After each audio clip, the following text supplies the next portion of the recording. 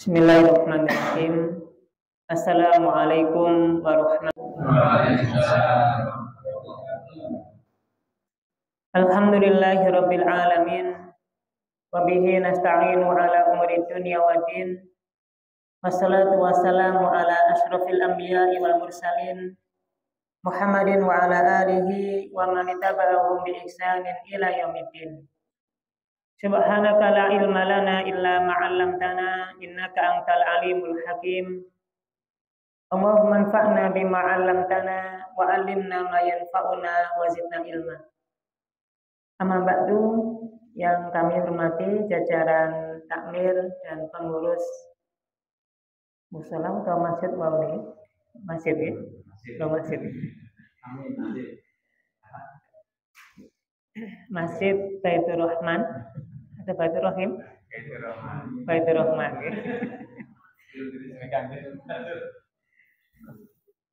Kepada Bapak Ibu jamaah serta para santriwati dan para hadirin jamaah yang semoga kita semuanya dijaga oleh Allah Subhanahu wa taala.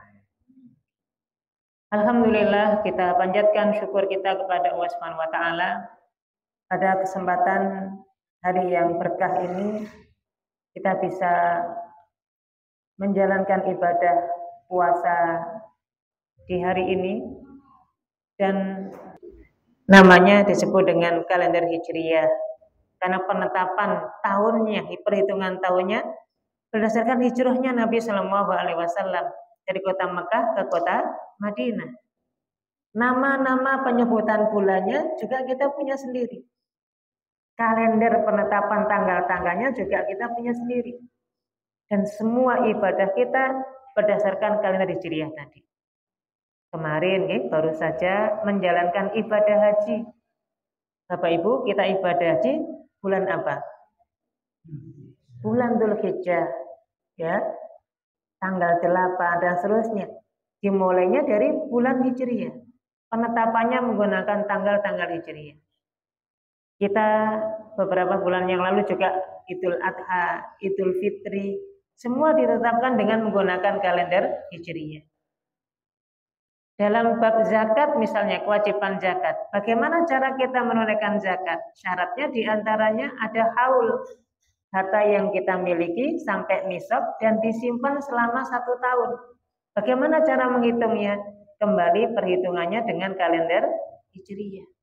Bahkan ngapunten penetapan seorang wanita, seorang istri yang ketika dicerai oleh suaminya, maka mengalami yang namanya masa iddah. Sebagaimana juga seorang istri misalnya suaminya meninggal dunia, maka seorang istri ini akan mengalami masa iddah, masa tunggu. Yang selama masa tunggu itu nanti nggak boleh berhias, nggak boleh keluar rumah, nggak boleh pakai wangi-wangian, ya. Termasuk juga nggak boleh. Selamat datang Ustadz Karno, Ketua PCM Tubar. Maka bulan Muharram ini bagian dari kalender Islam yang kita sekarang berada di dalamnya, dan ini adalah bulan yang disucikan di dalam Islam. Yang kedua, jemaah dirahmati Allah, bulan Muharram ini dikenal dengan Arba'atul Huruf. Bulan yang kalau kita beramal soleh di dalamnya, Allah lipat gandakan pahalanya dibandingkan dengan bulan-bulan yang lain.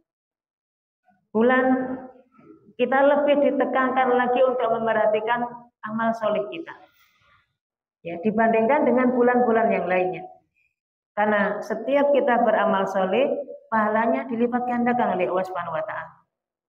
Sama-sama kita menjalankan sholat berjamaah di masjid atau di musola. Kalau kita lakukan di dalam bulan Muharram, karena ini adalah bulan yang disucikan, maka pahalanya lebih besar dibandingkan dengan bulan-bulan yang lain. Tapi sebaliknya juga demikian, ya. Melakukan perbuatan dosa di dalam bulan ini juga nilai dosanya lebih tinggi, lebih besar di hadapan Allah Subhanahu wa taala. Sama-sama meninggalkan sholat misalnya, sama-sama misalnya melakukan dosa maksiat minum khamar, sama-sama berjudi dan seterusnya. ketika dilakukan di dalam bulan yang disucikan, bulan Muharram ini, dosanya lebih besar, dosanya lebih berlipat-lipat dibandingkan dengan bulan-bulan yang lainnya. Inilah bulan Muharram. Kemudian bulan Muharram ini adalah bulan yang Allah Subhanahu wa taala sebut sebagai syahrullah, bulannya Allah Subhanahu wa taala. Dan ini yang Nabi SAW sampaikan dalam hadis beliau, afdhalus siyami ba'da Ramadan syahrullahil Muharram. Puasa yang paling afdal setelah puasa Ramadan adalah puasa yang dilakukan di dalam bulan Muharram. Dan Nabi menyebut Muharram itu dengan syahrullah, syahrullahil Muharram. Bulannya Allah Subhanahu wa taala yaitu bulan Muharram. Dahulu bulan Muharram dikatakan sebagai bulan Safar awal. Jadi orang-orang Arab jahiliyah dahulu menamai Muharram itu dikenal dengan istilah nama Safar awal. Jadi Safar awal, Safar, Rabiul awal dan seterusnya. Tapi kemudian ketika Islam datang, nama Safar awal itu diganti di dalam Islam menjadi bulan Muharram, dan yang langsung menamai bulan itu bukan siapa-siapa, tapi langsung Allah Subhanahu wa taala. Maka bulan Muharram ini bulannya Allah Subhanahu wa taala. Sehingga nanti kalau di dalam ungkapan bahasa Arab ada lafaz atau ada kata, kemudian dinisbatkan lafaz tersebut kepada nama Allah Subhanahu wa taala, itu menunjukkan akan kemuliaan dan keagungan lafaz atau benda tertentu atau benda tersebut. Contoh misalnya kata kitabun, artinya kitab. Maka semua jenis kitab ya itu namanya kitabun. Tapi kalau kata kitab disandingkan setelahnya kalimat Allah Subhanahu wa taala menjadi apa? Kitabullah. Kitabullah, kitab yang disandingkan setelahnya nama Allah Subhanahu wa taala, maka punya hukum khusus yaitu Al-Qur'an. Yang cara membacanya ada adabnya, enggak boleh diletakkan sembarangan. Bahkan nanti ada pembahasan gitu. Kalau misalnya kita punya Quran sudah teter-teter bahasanya begitu, lembaran-lembaran Quran yang sudah rusak itu, mana yang lebih afdal untuk kita lakukan? Kita bakar, kita tanam atau kita kubur di tanah, atau kita selempit-selempitkan di pojok-pojok rumah kita. Walaupun ya dulu masih ada rumah gede, itu biasanya kalau ada Quran yang jatuh dilipat-lipat terus diselempitakan dan mereka. Ini Quran yang punya hukum khusus karena ini kitab, karena ini firman Allah Subhanahu wa taala. Maka ada pembahasan nanti bagaimana memperlakukan Quran. Kan ini beda tentu hukumnya dengan kitab-kitab yang lain. Nih. Misalnya kata baitun artinya rumah. Kalau ditambahkan dengan kata baitullah, beda artinya. Kata baitun rumah, ya rumah biasa. Tapi kalau kata baitullah artinya rumah Allah Subhanahu wa taala. Apa artinya Bapak Ibu? Baitullah menjadi masjid, menjadi musola, ya, atau masjid lah secara umum. Maka punya hukum khusus yang kalau kita masuk ada sholat tahiyatul masjidnya. Yang kalau kemudian kita masuk ada adab-adabnya. Masjid beda dengan di rumah. Ya. Termasuk misalnya kata masjid yang ini merupakan baitullah rumah Allah Subhanahu wa taala, ada hukum khusus. Ada hal-hal yang kalau kita di masjid dilarang kita menjalankannya. Kalau di rumah boleh-boleh saja. Contohnya apa Bapak Ibu? Larangan-larangan di masjid itu contohnya apa misalnya? Dilarang jual beli di masjid. Nggak boleh kan ya jual beli di masjid. Menawarkan barang di masjid nggak boleh. Menawarkan dagangan di masjid nggak boleh. Bertransaksi sewa menyewa, rental mobil atau misalnya dan yang lainnya nggak boleh di masjid. Karena masjid punya hukum khusus. Kalau jual beli di rumah boleh nggak Bapak Ibu? Di rumah masing-masing boleh atau tidak? Boleh saja. Mau pesen GoFood ya atau misalnya ya kendaraan atau mungkin mau pesan makanan dari HP online masuk ke dalam rumah biasa boleh atau tidak? Boleh, nggak apa-apa.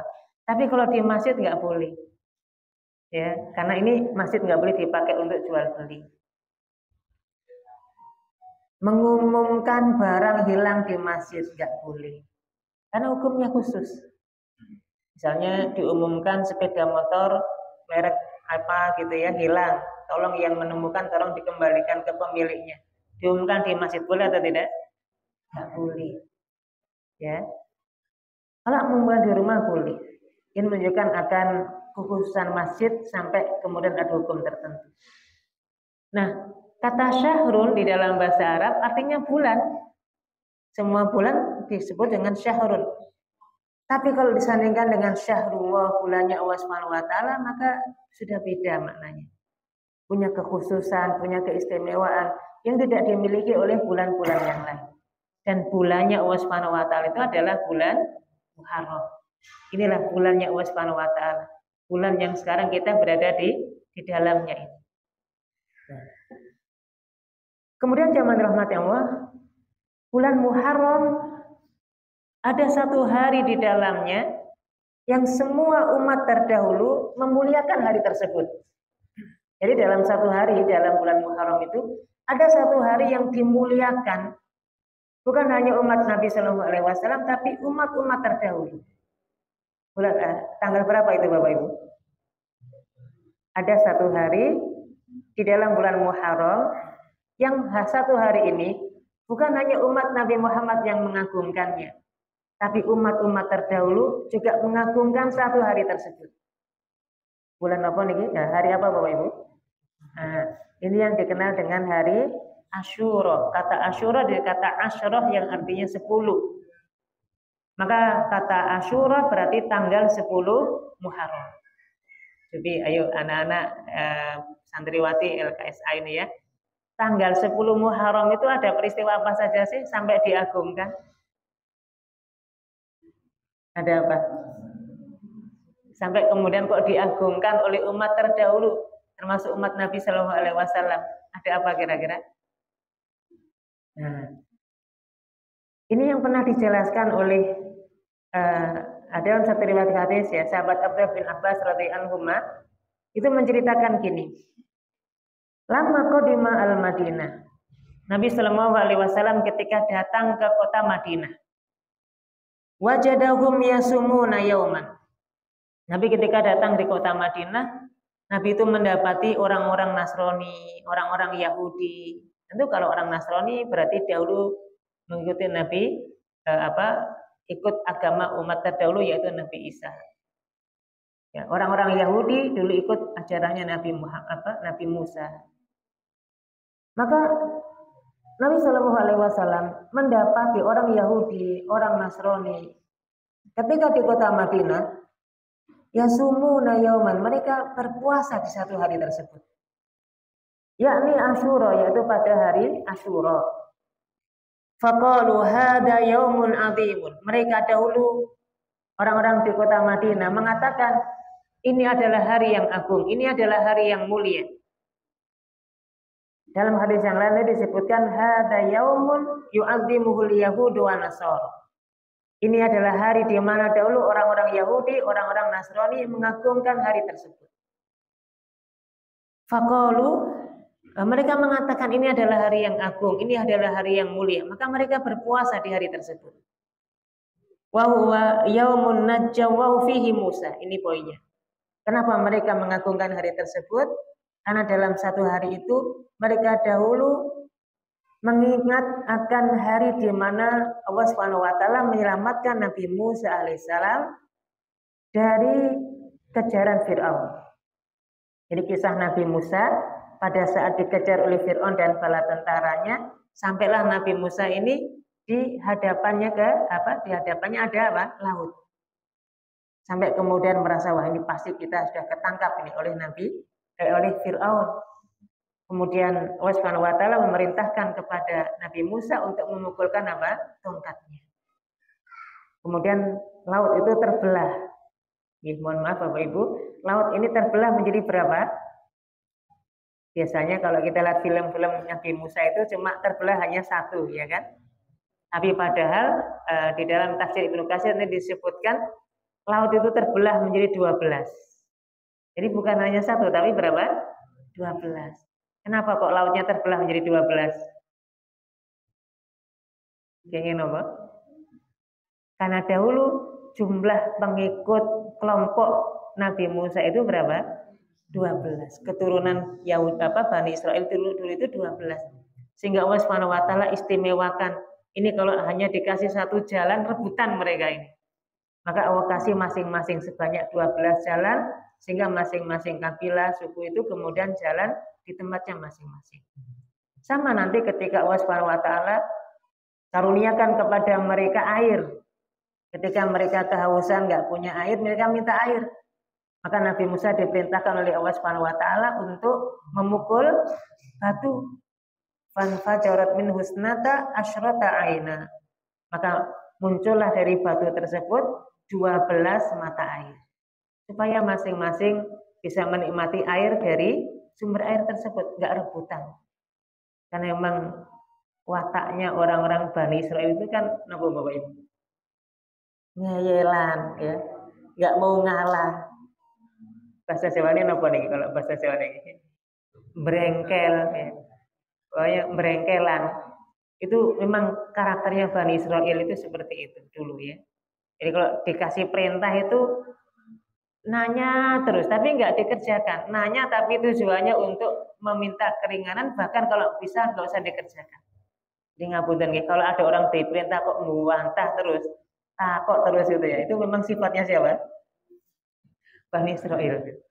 Yang tujuannya untuk mendapatkan keringanan supaya nggak menjalankan tugasnya tersebut. Maka istimewakan langsung diberi 12 ya supaya nggak rebutan. Nah maka zaman Nabi Musa alaihissalam ketika memukulkan tongkatnya ke laut menjadi 12 yang kemudian nanti Allah selamatkan Nabi Musa alaihissalam dari kejaran Fir'aun dan bala tentaranya sampai kemudian mereka selamat. Mereka bisa ke tepi laut, bisa selamat. Adapun Fir'aun ketika hendak mengejar Nabi Musa dan bala tentaranya, Allah kembalikan laut itu seperti sedia kala.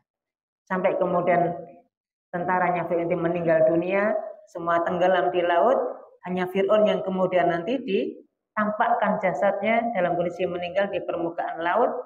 Bahkan sampai sekarang masih ada ya jasadnya Fir'aun itu, supaya kita tahu bahwa dulu ada orang namanya Fir'aun yang mengaku dirinya Tuhan. Ini loh buktinya sekarang sudah meninggal dan tidak bisa apa-apa. Supaya kita mengambil pelajaran dari situ. Hari di mana Nabi Musa alaihissalam diselamatkan oleh Allah dari kejaran Fir'aun, itulah disebut dengan hari Asyura, tanggal 10 Muharram. Maka fasoma Musa syukron lillah. Maka setiap datang tanggal 10 Muharram, Nabi Musa alaihissalam itu berpuasa. Ini ya Bapak Ibu, syukurnya umat kaum muslimin terhadap nikmat yang besar yang Allah karuniakan kepadanya. Itu selalu ditandai dengan digunakannya untuk berpuasa. Nabi Musa alaihissalam Allah selamatkan dari kejaran Fir'aun, bukti syukurnya dengan berpuasa. Nabi Sallallahu Alaihi Wasallam, Nabi Muhammad Sallallahu Alaihi Wasallam akhirnya